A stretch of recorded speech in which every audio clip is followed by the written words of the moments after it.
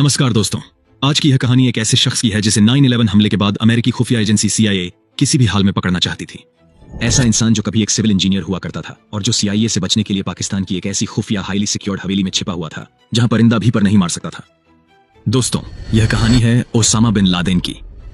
Where is Laden? The big question is where he is. Will CIA able to find him or not? 9/11 के बाद कई सालों तक Laden का पता न लगा पाने के बाद CIA ने एक सीक्रेट मिशन पर काम करना शुरू किया और उन्होंने अल कुवैती नाम के एक आदमी का पीछा करना शुरू किया जो एक समय पर लादेन के लिए काम करता था। और एक दिन CIA अल कुवैती का पीछा करती हुई पाकिस्तान के एबटाबाद के एक अजीब से कंपाउंड में पहुंच जाती है। CIA को लगता है कि उस कंपाउंड में लादेन रहता है और आखिरकार एक दिन उस अनजान घर में CIA को लादेन के जैसा ही एक आदमी टहलता हुआ दिखता है। इसके बाद CIA एबटाबाद के एक पाकिस्तानी डॉक्टर शकील के साथ मिलकर लादेन की आइडेंटिटी कंफर्म करती है। CIA का पहले तो यह प्लान था कि लादेन के ऊपर ड्रोन से हमला कर दिया जाए, लेकिन किसी वजह से वे यह प्लान कैंसिल कर देते हैं और वे अपने कमांडोज को लादेन को पकड़ने के लिए एबटाबाद भेजने का फैसला लेते हैं। तो दोस्तों, 3D एनिमेशन की मदद से यह जानने के लिए कि CIA ने कैसे इस पूरे सीक्रेट मिशन पर काम किया और कमांडोज ने कैसे लादेन को पकड़ने के रिस्की ऑपरेशन को सक्सेसफुली अंजाम दिया, इस वीडियो को बिना स्किप किए लास्ट तक जरूर देखें। और हाँ, आगे बढ़ने से पहले चैनल को सब्सक्राइब जरूर कर लें। 9/11 के बाद अमेरिकी खुफिया एजेंसी CIA अपनी पूरी कोशिश में लगी थी कि उन्हें लादेन से जुड़ा कोई इनपुट मिल सके। इस दौरान दर्जनों बार अफगानिस्तान में अमेरिका ने कई बंकरों की छानबीन की और उन्हें तबाह किया, क्योंकि आखिरी बार लादेन को अफगानिस्तान में ही देखा गया था। लेकिन लादेन तो दूर, उस तक पहुंचने का एक छोटा सा सबूत भी उन्हें नहीं मिल सका था। अफगानिस्तान में CIA कई फोन कॉल को ट्रेस करने के बाद भी लादेन का पता लगाने में कामयाब नहीं हो पा रही थी। इसकी एक वजह यह भी थी कि ईयर 1998 में एक फोन कॉल को ट्रेस कर अमेरिका ने लादेन पर हमला कर दिया था। उसके बाद लादेन इतना सतर्क हो गया था कि उसने फोन के साथ साथ इंटरनेट का इस्तेमाल करना भी बंद कर दिया था ताकि कोई उसे ट्रेस न कर सके। इससे लादेन तक पहुंचना CIA के लिए और भी ज्यादा मुश्किल हो गया था। जब CIA को कहीं से भी लादेन का कोई इनपुट नहीं मिला, तब CIA ऑफिसर्स ने ग्वांतानामो डिटेंशन सेंटर में अपनी इंक्वायरी शुरू की।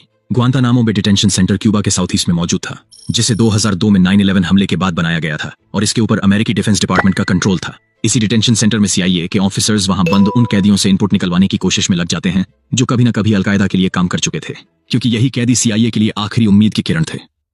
यहीं CIA की मेहनत रंग लाती है जब साल 2002 में उनको लादेन से जुड़ा एक इनपुट मिलता है। जब डिटेंशन सेंटर में अलकायदा का एक मेंबर मोहम्मद अल कहतानी CIA को अलकायदा के एक दूसरे मेंबर अबू अहमद अल कुवैती के बारे में बताता है, जो कभी अलकायदा के इनर सर्कल में काम करता था। लेकिन अल कहतानी सीधे तौर पर लादेन से जुड़ी कोई भी इंफॉर्मेशन CIA को नहीं देता, इसलिए CIA उस शख्स अल कुवैती के बारे में और इंफॉर्मेशन निकलवाने में लग जाती है कि वाकई में ऐसा कोई शख्स अलकायदा में था या नहीं। डिटेंशन सेंटर में CIA की पूछताछ सालों साल चलती रहती है और 2004 में एक इंक्वायरी के दौरान हसन गुल नाम के एक दूसरे कैदी ने CIA को बताया कि ओसामा बिन लादेन अल कुवैती नाम के एक कुरियर पर भरोसा करता था। हसन गुल ने बताया कि अल कुवैती लादेन का काफी करीबी और भरोसेमंद आदमी था, और क्योंकि ओसामा ना ही किसी फोन का इस्तेमाल करता था ना ही इंटरनेट का, तो उसके सारे मैसेज लाने ले जाने का काम अल कुवैती ही करता था। हसन गुल ने CIA को यह भी बताया कि अल कुवैती को काफी समय से देखा नहीं गया है।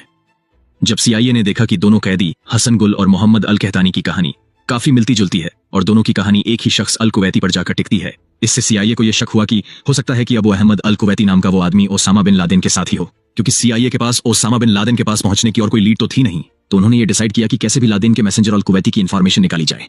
CIA को अपनी जांच में पता चला कि अल कुवैती एक पश्तून यानी कि पठान है जो कुवैत का रहने वाला था और अलकायदा से जुड़ने पर अफगानिस्तान में रहने लगा था और उसे आखिरी बार पाकिस्तान में ही देखा गया था। CIA को शक था कि अल कुवैती अपने परिवार से दूर रहता है, इसलिए वह कभी न कभी कुवैत में रह रहे अपने परिवार वालों से बातचीत तो करता ही होगा। इसलिए CIA कुवैत से पाकिस्तान आने वाली उन सभी कॉल्स को रिकॉर्ड करने लगते हैं जिसमें लोग आपस में पठानों की लैंग्वेज पश्तो यानी कि अफगानी में बातचीत करते थे।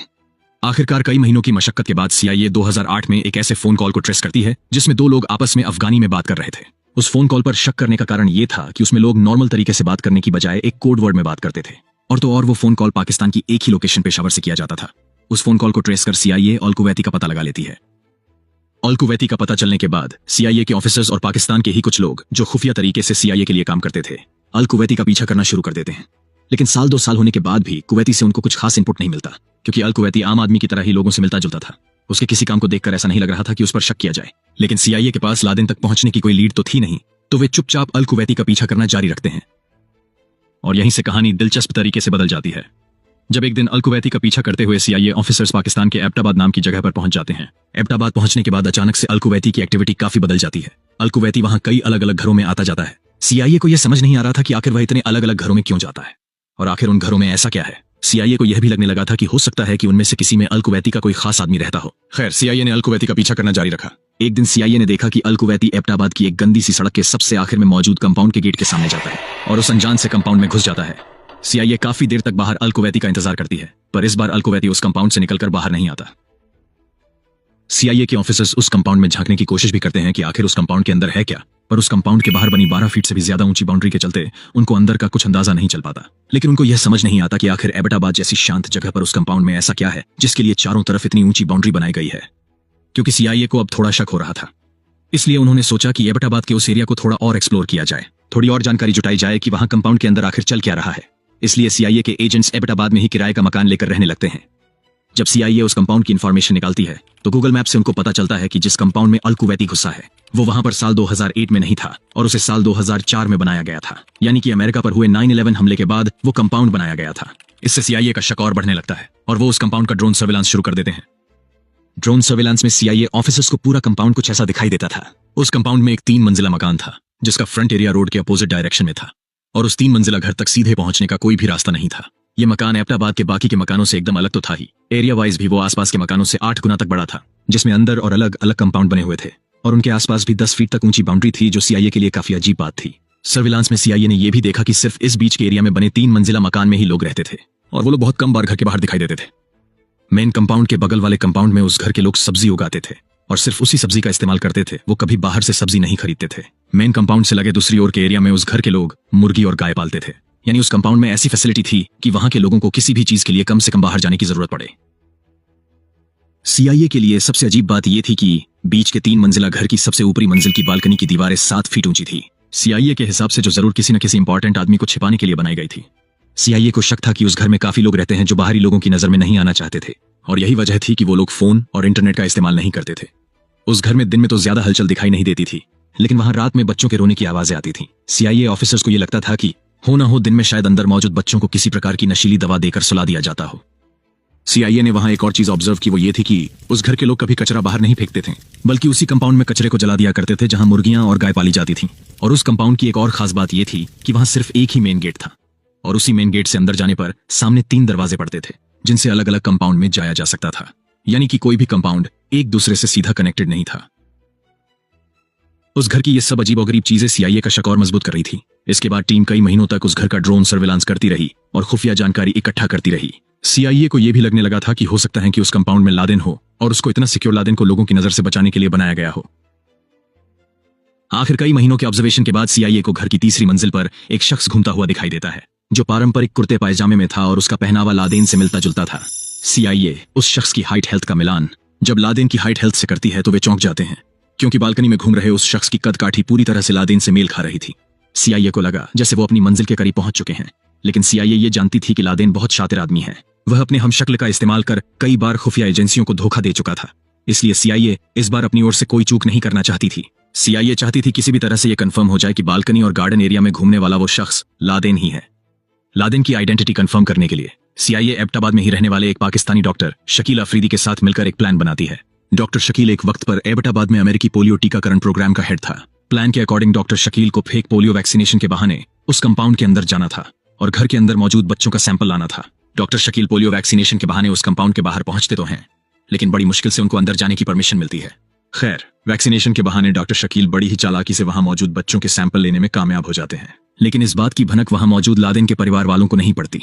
फाइनली जब उन सैंपल का डीएनए टेस्ट किया जाता है तो यह कंफर्म हो जाता है कि उस कंपाउंड में मौजूद बच्चे लादेन के परिवार के ही हैं और सीआईए पूरी तरह आश्वस्त हो जाती है कि बालकनी और गार्डन में घूमते दिखाई देने वाला शख्स कोई और नहीं बल्कि लादेन ही है। और इस तरह सीआईए आखिरकार लादेन का पता लगाने में कामयाब हो ही जाती है, जिसके बाद सीआईए सीधे ही ये मैसेज यूएस प्रेसिडेंट हाउस तक पहुंचा देती है। आखिर 1 दशक से भी ज्यादा समय के बाद अमेरिका को लादेन की इन्फॉर्मेशन मिली थी। इस खबर के मिलते ही उस टाइम अमेरिका के प्रेसिडेंट बराक ओबामा तुरंत ही अपने सुरक्षा सलाहकार के साथ सीक्रेट मीटिंग बुलाते हैं।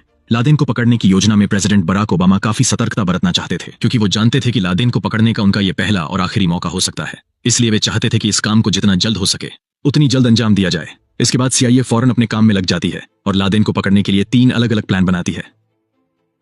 सीआईए का प्लान ए लादेन को ड्रोन हमले में मारना था उस वक्त जब वह अपने गार्डन में बाहर टहलने के लिए निकले, लेकिन इस प्लान में दिक्कत यह थी कि इसमें थोड़ी सी भी चूक होने पर लादेन वहां से भागने में कामयाब हो सकता था, जो सीआईए की पूरी 10 साल की मेहनत को चौपट कर सकती थी। इसलिए सीआईए इस प्लान को कैंसिल कर देती है। सीआईए का प्लान भी यह था कि लेडेन के पूरे घर को डिस्ट्रॉय कर दिया जाए, पर इसमें दिक्कत यह थी कि इसके लिए काफी ज्यादा क्वांटिटी में एक्सप्लोजिव मटेरियल की जरूरत पड़ती और दूसरा ये कि इससे लादेन असल में मारा गया या नहीं ये भी कंफर्म नहीं हो पाता। यह भी हो सकता था कि वो इस हमले में बच जाए और किसी बंकर या सीक्रेट रास्ते से उस कंपाउंड से भाग जाए। क्योंकि घर के अंदर का एग्जैक्ट स्ट्रक्चर और प्लान किसी को भी मालूम नहीं था। CIA का प्लान सी यह था कि स्पेशल कमांडो की एक टीम एबटाबाद जाए। यदि लादेन सरेंडर करे तो उसे जिंदा पकड़ ले, और यदि वह भागने की कोशिश करे तो उसे वहीं न्यूट्रलाइज कर दे।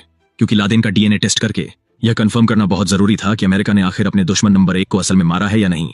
और आखिरकार काफी सोच विचार के बाद प्रेसिडेंट प्लान सी को ही एग्जीक्यूट करने का फैसला लेते हैं। 19 मई 2011 को president Barack Obama special commandos की एक टीम को ऑथोराइज करते हैं ताकि उस प्लान को एग्जीक्यूट किया जा सके।